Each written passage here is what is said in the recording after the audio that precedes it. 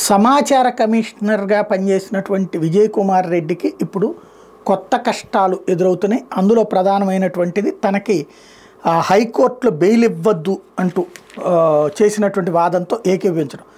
సాక్షి పత్రిక TV channel కోట్ల రూపాయల అనుచిత లబ్ధి చేకూరిలో వ్యవహరించారంటూ సమాచార పౌర సంబంధాల శాఖ పౌర కమిషనర్ తుమ్మా విజయ్ కుమార్ రెడ్డి మీద ఏసీబీ అధికారులు నమోదు చేసిన కేసులో అరెస్ట్ నుంచి రక్షణ కల్పిస్తూ మధ్యంతర ఉత్తర్వులు ఇచ్చేందుకు హైకోర్టు నిరాకరించింది. కనీసం వారం రోజులైనా తొందరపాటు చర్యలు తీసుకోకుండా పోలీసులు నిర్వహించాలంటే పిటిషనర్ తరపు న్యాయవాది మహేష్ రెడ్డి చేసిన అభ్యర్థన తోసిపుచ్చింది. ఈ వ్యాజ్యంపై ఈ నెల 21వ తేదీన తుది విచారణ జరుపుతామని స్పష్టం చేసింది. హైకోర్టు న్యాయమూర్తి జస్టిస్ వెంకట జ్యోతిర్మయ్ శుక్రవారం మేరకు స్పష్టం చేశారు. జగన్ ప్రభుత్వంలో ప్రకటనల జారీ, బిల్లుల చెల్లింపులో సాక్షి పత్రిక టీవీ ఛానల్ కోట్ల అనుచిత లబ్ధి చేకూరిలో విజయ్ కుమార్ రెడ్డి వ్యవహరించారంటూ ఏపీ మీడియా ఫెడరేషన్ ప్రధాన కార్యదర్శి ఆర్ ఢిల్లీ బాబు రెడ్డి ఏసీబీకి ఫిర్యాదు చేశారు. ప్రాథమిక విచారణ జరిపిన ఏసీబీ విజయ్ కుమార్ రెడ్డిని ప్రధాన నిందితుడిగా పేర్కొంటూ కేసు నమోదు చేసింది.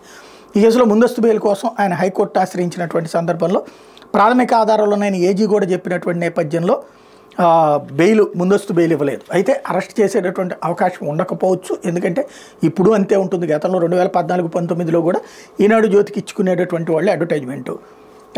అదే సందర్భంలో ఈ క్రిందటిసారి ఆ మాట అనడానికి కూడా లేదు. సాక్షికి ఎంత ఇచ్చారో ఈనాడుకు కూడా అంతే ఇచ్చారు. ఈనాడు మాకు వద్దని రాసి ఇచ్చిన తర్వాత వాళ్ళకి ఆపారు. సాక్షితో సమానంగా అడ్వర్టైజ్మెంట్లు ఇచ్చుకుంటూ వచ్చారు. ఆంధ్రజ్యోతికి ఇవ్వనమాట వాస్తవం. పత్రికల పరంగా అయితే కనుక ఆ కాన్సెప్ట్ దగ్గర ఇష్యూ అవుతుంది.